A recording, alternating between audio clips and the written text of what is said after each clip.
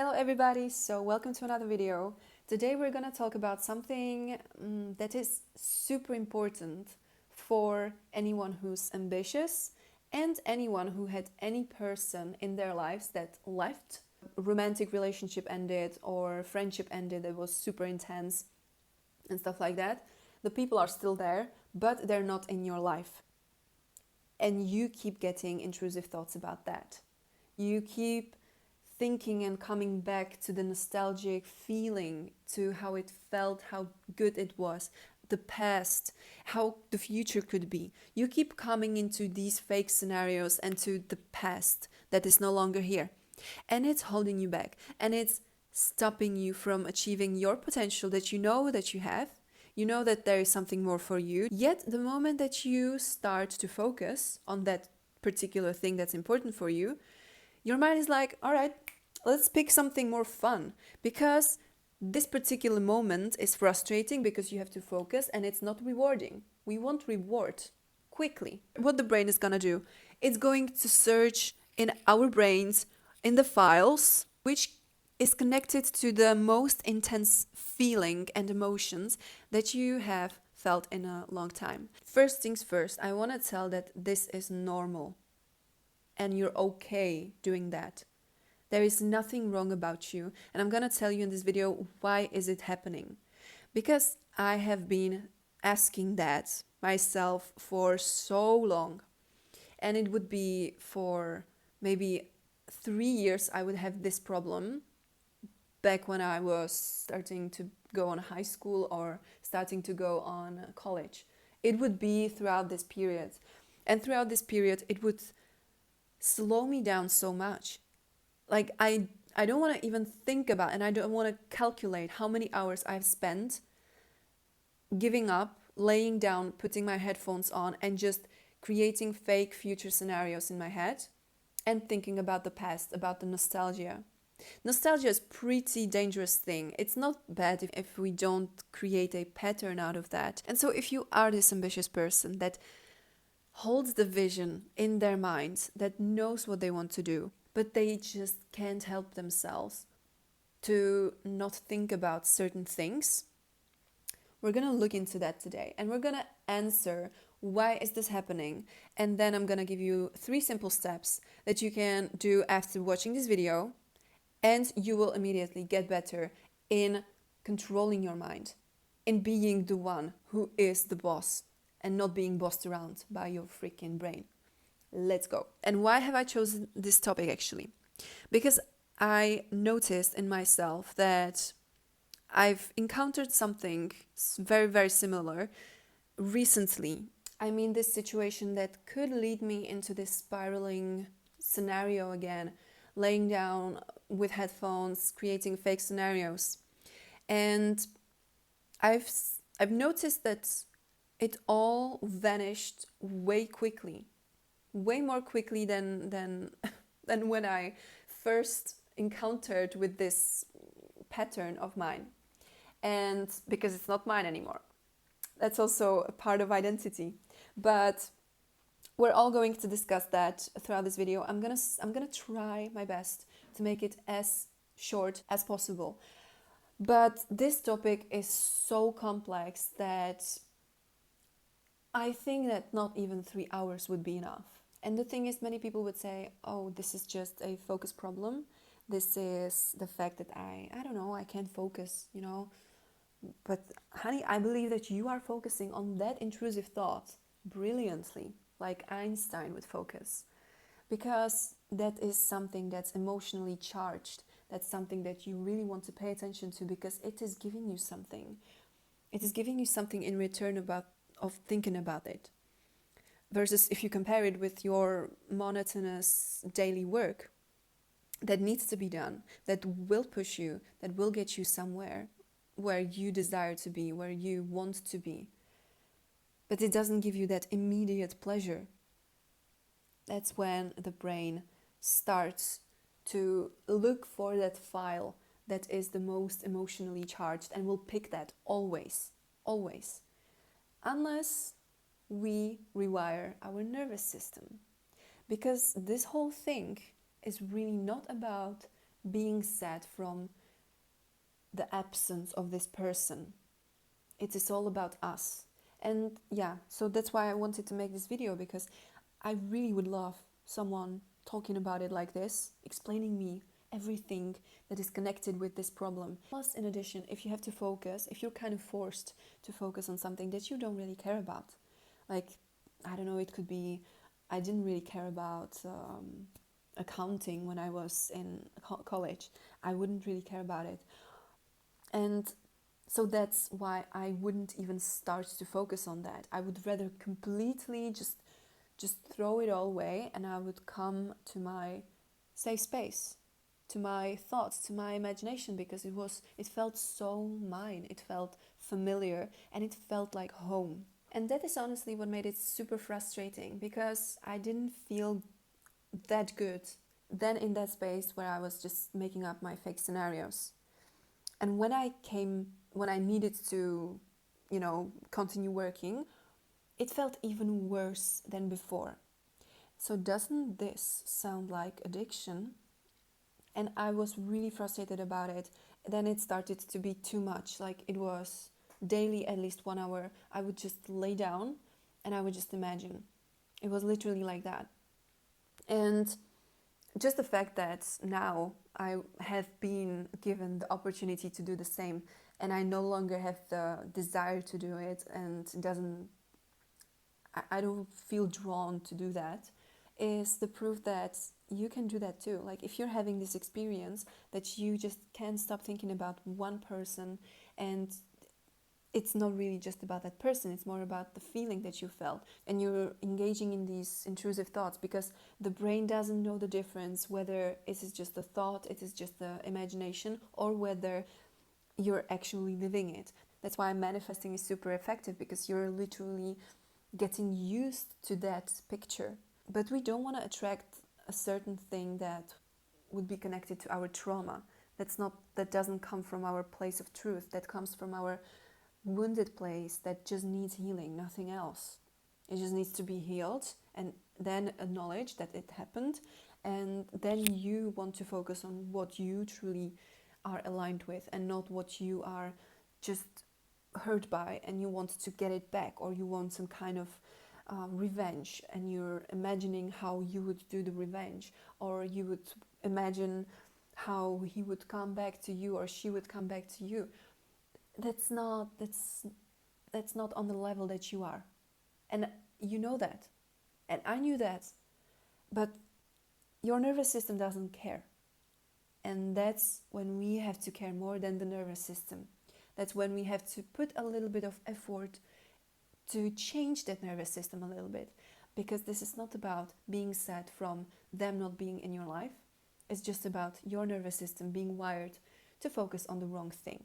So first thing, when I started to think about it from a different perspective, not from a perspective of a victim, but from a perspective of someone who kind of stepped back and was like, okay, so let's just freaking analyze this, because I'm done with this. Like, I can't see this scenario happening day by day. It's too much.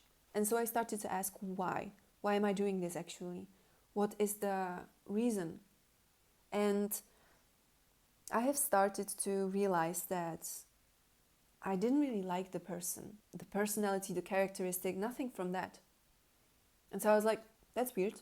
Like, why do I keep doing that? And then I realized how I felt when he was present in my life, how I felt when I'm having these intrusive thoughts. And I started to realize, oh, I felt admired. Oh, I felt seen. I felt like I was important. Oh, that's a very, very pleasant feeling. And so when they're not there, I don't feel like that anymore. Maybe am I missing not them, but that version of myself that they created? They gave me the access to feel like this version of myself. Wasn't it all about me at the end? Because it has nothing to do with them, apparently. I'm not feeling drawn to them actually at all. but they made me feel something. And so I started to discover the layer underneath, the pure why, the genuine reason why the thought came back again and again. Because to be feeling seen and to feel that you are important for someone, it's super addictive. Plus, if you connect it with another thing, and that's your childhood. Did you have this feeling in your childhood that someone really loved you unconditionally, that they gave you the sense that you're admired? Maybe the fact that someone needs to be admired is the fact that they didn't have any feeling of being seen when they were a child. Maybe that's the reason why it is so addictive to think about things like that. And that's why it gives you such a big dopamine boost, because this is also about dopamine. I'm going to talk about it later. But it gives you this feeling of pleasure. It gives you this feeling of anticipation that you can expect that you are going to be admired. Interesting. Now it stops being about that person. It has never been about them. And so my nervous system connected this person with that feeling of, that was emotionally really loaded. It was packed with relief, it was packed with admiration, with peace. And then you look at the reason why you're actually thinking about them, and you connect it with your childhood. Usually it is with your childhood, because in your childhood you're the most vulnerable, in the most vulnerable state you will ever be, except for seniority, but when you're going to be very old. But you were so vulnerable that point of life. If your mom wouldn't give you the sense of feeling loved, you would feel like you're gonna die. Like that is like, without your caregivers, you would die. You just you were super dependent. And so if you didn't have that fully in your childhood, of course that you're going to try to make up for it anytime that there's going to be the opportunity to do so. If you see this, and if you realize that, it was like the biggest switch for me, because it was never about the person. It was not at all about him. It was all about me, what I was missing, what I needed in my childhood, and about the way how I can give that to myself, because you can. It's just about the feeling. You can develop any kind of feeling within. And so that's why your focus is more worth in this space of intrusive thoughts than in the space where things are frustrating, slow, you don't get immediate feedback, you just keep working and you just keep having faith with no gratification. It doesn't seem attractive when you compare it with something that you've already discovered, that you can access to any time. It's only up to you. And so what would you choose in that moment? Imagine that you are 30 minutes in your work, or not even 30 minutes, because then you would develop already the dopamine, but you would be, let's say, 10 minutes in your work, and you would start to work. You would be like, okay, this is important for me, and you would set an intention. But even though you set an intention, you would be like, and then you would start to look into wall, and there you go. It started already. And now you have the comparison of how you feel when you look into that wall, when you look into that blind spot, thinking about something that makes you feel significant, admired, beautiful, whatever. And then you have to come back to this reality. It doesn't feel effortless. And it is really just because you're wired to seek quick gratification, quick dopamine. And as I was doing this self-analysis, I found, let's say, 4 things, main things that are kind of connected together, but we can distinguish them. And these are like the reasons why this keeps happening. And so the first one is, as I've already mentioned, it is not a lack of focus, but it is focus on something that is emotionally loaded. It comes with intensity, with excitement. It comes with something that is more significant than just the dull daily routine that you have. Of course, you're going to pay attention to that. And so there is also a huge component of being compassionate towards yourself. This is nothing that you will solve by beating yourself up for. It is not gonna solve, and you will be even more prone to escape to that space of yours, because you just will remember that if you come back to the reality, not only the dull work will wait for you here, but also you beating yourself up for that will wait on you there. And so, of course, it's going to be even less attractive to come back. And so, you were basically wired to crave this relief and the soothing feeling that the intrusive thoughts gave you. And it's important to say that it's okay. And the second, it is also connected with it, it is the fact of dopamine. It is just a little tiny moment before you fall and come into that imagination. It is just a little tiny millisecond, just as before when you order a pizza. There's always this example with pizza. When you order a pizza, it's not about the pizza itself. That doesn't give you dopamine. Like eating 14 pizzas doesn't give you dopamine. It gives you something else. But just a millisecond before you take a bite, that's when the dopamine is the highest. And so, of course, every time that you would anticipate to come back to that feeling, the dopamine would get higher. And that is what creates the motivation to do it once again. Then it is connected with your nervous system being dysregulated. When your dopamine is connected with anticipation to something good, maybe you can take this knowledge about how nervous system works and you can put it and apply it into something that is meaningful to you. And you can manufacture the effective focus to be as attractive as this intrusive thought. And you can do that. The fourth thing about why is this happening is that your identity is connected to it. And that's what makes you come back to it frequently, because you miss that version of yourself. You grieve it literally.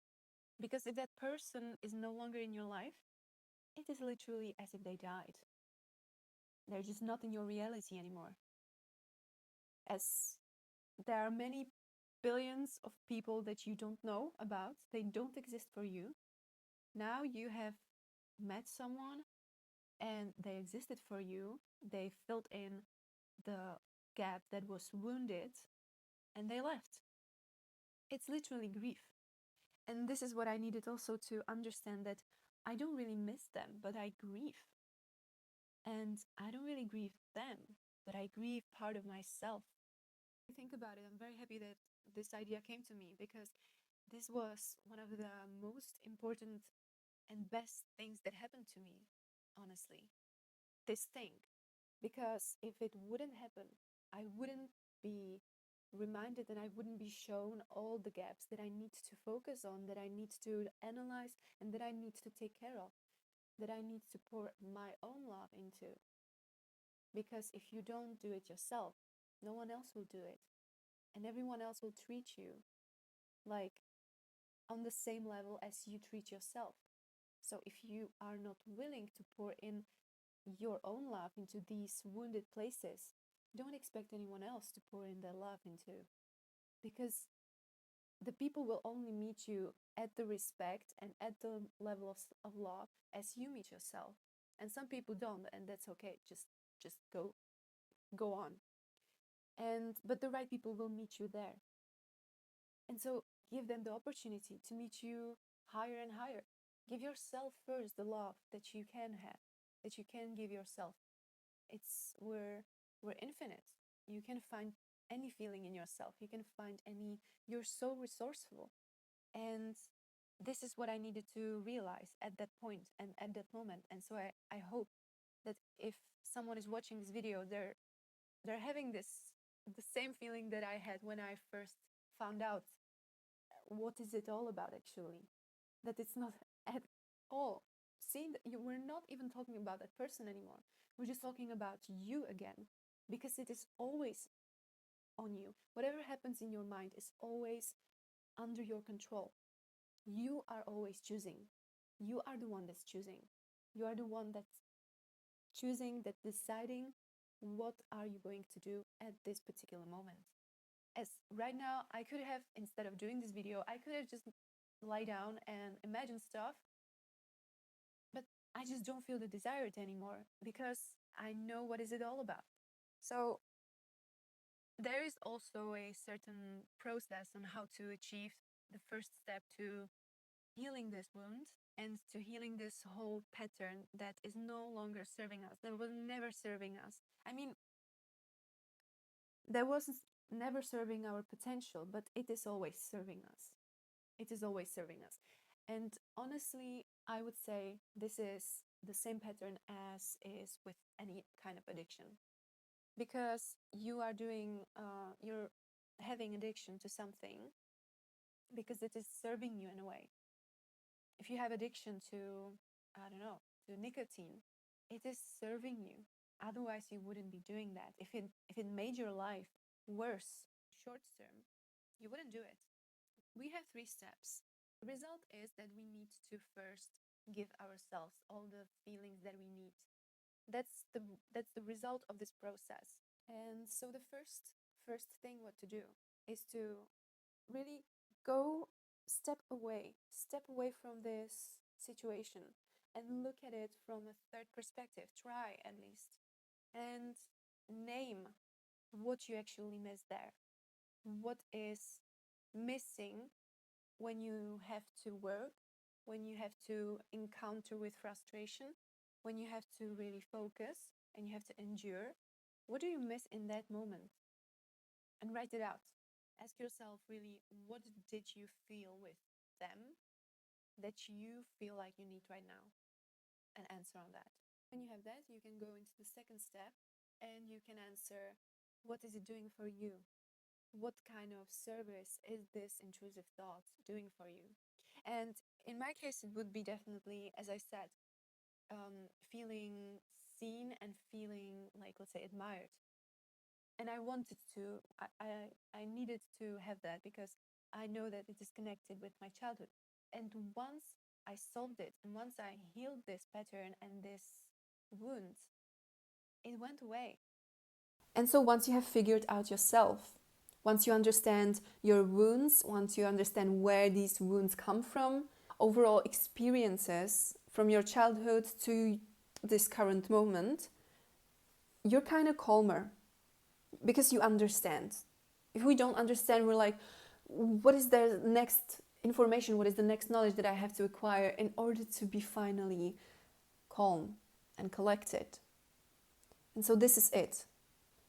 And then you can go to the next, third, final, and honestly, most relieving and exciting step.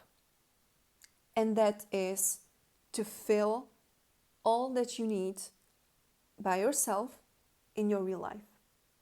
Now, I'm not saying by only yourself. You definitely will need many people, many exciting, uplifting people to help you do that. But if you haven't felt that you can express yourself, you can express yourself through any other way, through any other media. You can express yourself through artistic, any kind of expression, painting, singing. You can start a business from this. And this is what is the exciting thing about it. You will start to be grateful that all this happened. Like, this is that's why I love this third step. This is the reason why I have started to write texts. I started to also learn about myself, learn about what I really want. And I started to realize, oh my God, I actually also, what I wanted to do through this YouTube channel, I wanted to empower other people. I wanted to make them understand themselves in order so that they can also make the world a better place. I want to do this. And I would never ever think so deeply if I wasn't forced to do so by this whole experience that I had, by this big problem that I had in my life. And I was forced, because I couldn't bear it anymore, I was forced to go deeper and to go back into history, what happened to me, who did that, who did this, blah, blah, blah, to connect the dots, to create a picture of myself, to understand myself. And this was part of the whole process. And so that's why I've decided to make this video, even though it's about mostly relationships and it's romantic relationships, but not knowing and not focusing on this part of your life will make you not complete, will not give you all the information about yourself in order to make aligned decisions. And so that's why I think it's also important to mention this part of our lives, because these are pretty influential periods of life, because it's super emotional, it's connected with novelty as well, and novelty gets carved into our nervous system. Literally, your neurons will make a new paths in your brain because you have discovered, you have encountered with something new. And that's why you usually remember the first time of something, not the second time, not the third time. The first time is the most important, because it is the novelty, it is the introduction, and your nervous system is on high alert. It is like a sponge again. It is taking all the information because it is something new. We don't know this environment. And so this final step is like this closure and you taking your power back and you feeling finally empowered again. And you not actually even needing to decide, you just being drawn to finally doing things that help to get to your potential and not to help to get to your emotional, needy part of yourself, because you have healed that already. You've acknowledged that, you gave that the love, and now you can go on. And this is how we want to work generally, because we might get hurt again. And as I did, honestly, recently, I needed to work on that, but it took such a little time. It took literally like 4 days or 5 days. And I was like, okay, let's just do another thing. Let's just make a video about it. Yeah, and the third process, it's literally about you doing stuff. And again, we come back to doing, because we never can only rely on self-introspection, on self-analysis, on reading books, on gaining information, consuming, thinking for ourselves. And it is all productive when you combine it with doing stuff in real life. Otherwise, it's for nothing. Honestly, it's worth nothing. Anything that you do without the intention of doing it in the real life is honestly worth nothing. Because information is on its own useless unless it's applied in real life. And so we are like a book. We also have to read ourselves to understand ourselves, but it's not going to be worth it, our effort, if we don't apply it actually in real life.